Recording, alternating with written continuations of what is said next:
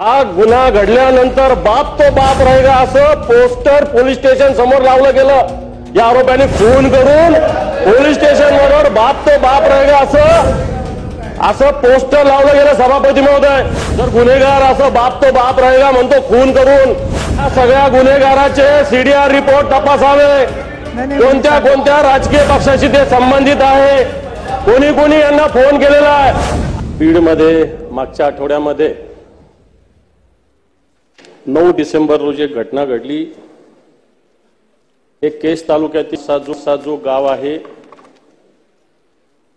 या गावातील एक सरपंच आहे संतोष अण्णा देशमुख, आणि या संतोष अण्णा देशमुखांचा खून करण्यात आला। खून करत असताना तर या सगळ्या घटनेची पार्श्वभूमी जर बघितली तर यामध्ये एक या भागामध्ये एक कंपनी काम करते, Avaada energy private limited company नावाची कंपनी,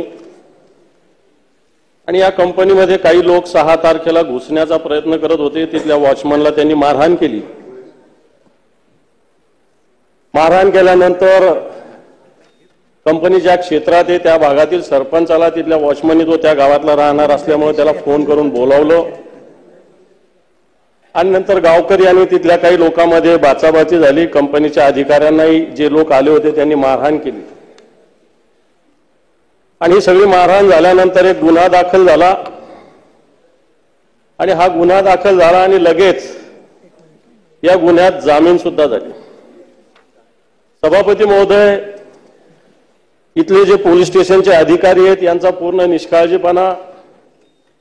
जामीन झाल्यानंतर हे पोलीस अधिकारी आरोपींसोबत बसले, उठले, चहापान झाले, याचे सुद्धा फोटोग्राफ्स व्हायरल झालेले आहेत। जे पोलीस अधिकाऱ्यांनी आरोपीवर कारवाई करायची, आरोपीची जामीन झाल्यावर पोलीस अधिकारी त्यांच्याबरोबर पार्टी करतात, जेवण करतात, चहापान करतात, आणि असं असताना नंतर 2-3 दिवसानंतर खरं तर त्या वॉचमनची पूर्ण तक्रार सुद्धा पोलीस स्टेशनमध्ये दाखल झालेली नाही। वॉचमन हा अॅट्रॉसिटी दाखल करा अशी मागणी करत होता, ती झाली नाही। 9 तारखेला या प्रकरणातील असलेले जे सरपंच आहेत, संतोष अण्णा म्हणून नाव आहे त्यांचं, अतिशय लोकप्रिय व्यक्ती आहे, कोणत्या पक्षाचा नाही आहे, पण लोकप्रिय त्या गावामध्ये, त्या भागामध्ये। यांना या ठिकाणी रस्त्यावर केजचा जो टोल नाका इथं अडवलं गेलं सभापती महोदय, आणि अडवल्यानंतर यांना एका गाडीत बसवून घेऊन गेलं। त्यांच्या सोबतचा एक व्यक्ती आणि त्यांनी त्यांच्या भावाला सूचना दिली, भाऊ पोलीस स्टेशनमध्ये गेला, माननीय मुख्यमंत्री महोदय तक्रार दाखल करा मागणी केली। तक्रार दाखल न करता पोलीस अधिकाऱ्यांनी सातत्यानं चालढकल केली। 10 मिनिटं झाले, 15 मिनिटं झाले, अर्धा तास झाला, 1 तास झाला, 1.5 तास झाला, 2 तास झाला, 3 तासांनी या सरपंचाची हत्या झाल्याचा निरोप आला, आणि नंतर पोलीस स्टेशनमध्ये गुन्हा दाखल झाला। सभापती महोदय, जर पोलीस गेल्या तक्रार दाखल करून घेत नसतील आणि पोलीस जर सहकार्य करत असतील आरोपींना, सभापती महोदय माझ्याकडे या घटनेचे फोटोग्राफ्स आहे। ज्या पद्धतीनं मारहाण झाली ती जर बघितली तर मला असं वाटतं हृदयाला सुद्धा पीड येईल अशा पद्धतीनं मारहाण या सरपंचाला झालेली सभापती महोदय। आणि याच्यामध्ये 6 आरोपी आहे। दुर्दैवानं असं सांगावं लागेल की या सगळ्या याच्यामध्ये सभापती महोदय, वेळेची मर्यादा दिली, राजकीय पक्षाशी संबंधित एक राष्ट्र सगळं त्याच्यात आपल्याला मुख्य आता बंद पण जाहीर केलेला आहे संघटनांनी, तर त्यामधले जे महत्वाचा मुद्दा आहे, महत्वाचं होतं, मी याच्यातलं महत्वाचं काय नाही बोललो तुम्ही सांगा, तपशील मी याच्यातलं महत्वाचं काय नाही बोललो तुम्ही। असं आहे की सरकारचं त्याच्यावरचं काय म्हणणं आहे, मला बोलू दिल्यावर सरकार बोलेल ना। नाही, असं तुम्हाला करायचं असेल बोलणं करा। सभापती महोदय, सारांशाने घ्या। सभापती महोदय, त्यांच्या सभापती महोदय, सभापती महोदय, चला सारांशाने घ्या। सभापती महोदय, 6 गुन्हेगारावर गुन्हा दाखल झालेला आहे। दुर्दैवानं याच्यामध्ये एक राष्ट्रवादी काँग्रेस अजितदादा गटाचा तालुकाध्यक्ष तो सुद्धा याच्यात सहभागी आहे। 6 आरोपी आहे, 3च आरोपी आतापर्यंत पकडलेले, 3 आरोपी अजून पकडलेले नाही. आणि सभापती महोदय, आणखी हा गुन्हा घडल्यानंतर बाप तो बाप रहेगा असं पोस्टर पोलीस स्टेशन समोर लावलं गेलं. या आरोपींनी खून करून पोलीस स्टेशनवर बाप तो बाप रहेगा असं पोस्टर लावलं गेलं सभापती महोदय. आणि माझी याच्यातून आपल्या मार्फत सरकारला मागणी आहे, जर गुन्हेगार असं बाप तो बाप रहेगा म्हणतो खून करून, अजून 3 गुन्हेगार फरारी आहे. माझी मागणी आहे की या 3 गुन्हेगारांवर लवकरात लवकर आपण अटक करावी. या सगळ्या गुन्हेगाराचे सीडीआर रिपोर्ट तपासावे. कोणत्या कोणत्या राजकीय पक्षाशी ते संबंधित आहे, कोणी कोणी यांना फोन केलेला आहे आणि कोणी कोणी यांना दानवे साहेब, आपण वेळ दिला नाही, पण बोलू द्या. म्हणजे आपण वेळेची मर्यादा पाळली पाहिजे. आपण सांगितलं होतं मी तुम्हाला परवानगी देते, पण थोडक्यात घ्या. आता बरोबर 5 मिनिटं झाली. 12 वाजून 10ला सुरू झालं, 6 मिनिटं झाली. एरवी बोलायला तेवढा वेळ मिळतं. मी आपला विचार करते की आता प्रश्न गंभीर आहे, पण तुम्ही थोडक्यात सारांश करा. इथं 6 आरोपी आहेत माननीय चंद्रकांत दादा. सभापती महोदय, इथं 6 आरोपी आहेत. इकडे येऊन बोला. या 6 पैकी 3 अटक झालेले आहेत.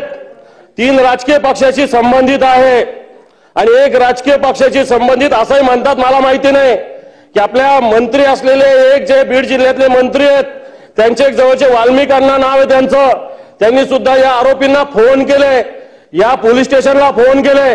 अशा प्रकारचा सुद्धा आरोप त्या भागातील जनतेने केलेला आहे. सभापती महोदय, माझी याच्या आपल्या मार्फत या सरकारला विनंती आहे, देवेंद्रजी फडणवीस सारखे मुख्यमंत्री झालेले आहेत की सभापती महोदय, माझी याच्या आपल्या मार्फत या सरकारला विनंती आहे, देवेंद्रजी फडणवीस सारखे मुख्यमंत्री झालेले आहेत की याच्यामध्ये जे जे कोणी आरोपी आहे यांच्यावर त्वरित कारवाई झाली पाहिजे.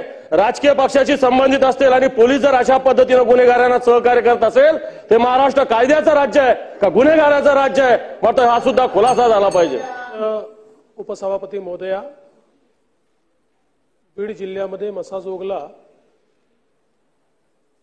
जी काही घटना झाली आहे ती अतिशय गंभीर अशा प्रकारची घटना आहे. एका तरुण सरपंचाचा अतिशय निघृण अशा प्रकारचा खून हा त्या ठिकाणी करण्यात आलेला आहे आणि निश्चितच ही घटना सरकारने देखील अतिशय गांभीर्याने घेतलेली आहे. या संदर्भात तिथला जो पीआय आहे त्याला सक्तीच्या रजेवर पाठवलाय. त्यावेळेचा जो इन्चार्ज पीएसआय आहे त्याला सस्पेंड केलेला आहे. 3 आरोपींना अटक केलेली आहे. काही आरोपी अद्याप फरार असले तरी त्यांना शोधून काढून त्यांना देखील निश्चितपणे अटक करण्यात येईल. मुळातच मी माननीय विरोधी पक्षनेत्यांना एवढंच सांगू इच्छितो की आरोपी कुठल्या पक्षाचा आहे, जातीचा आहे, धर्माचा आहे, कुठली भाषा बोलतो, कोणाशी संबंधित आहे, अशा प्रकारचा विचार न करता जो खरोखर घटनेमध्ये इन्व्हॉल्व असेल अशा प्रत्येकावर कारवाई केलीच जाईल. याकरताच ही केस सीआयडी क्राईमला ट्रान्सफर केलेली आहे. तिथे या संदर्भात एक स्पेशल एसआयटी तयार करायला सांगितलेली आहे. या एसआयटीच्या मार्फत याची चौकशी करून या घटनेच्या पाठीमागे जे कोणी असतील त्यांना शोधून काढून त्यांच्यावर कारवाई केली जाईल. माझी आपल्याला एवढीच विनंती आहे, हे सभागृह एक सर्वोच्च सभागृह आहे. या सभागृहामध्ये आपण जेव्हा बोलतो त्यावेळेस ते 14 कोटी जनतेपर्यंत जातं. त्यामुळे मंत्र्यांच्या जवळचे वगैरे असं आपण ज्यावेळेस बोलतो त्यावेळेस विनाकारण ज्या मंत्र्यांचा काही त्यात इन्व्हॉल्वमेंट नसतं, सहभाग नसतो, अशा मंत्र्यांवर देखील कुठेतरी अंगुली निर्देश होतो. त्यामुळे मला असं वाटतं की सरकारवर सरकार पक्षाचा, विरोधी पक्षाचा कोणाचाही दबाव हा कुठल्याही आरोपीला वाचवा असा आलेला नाही, कोणाचाच नाही.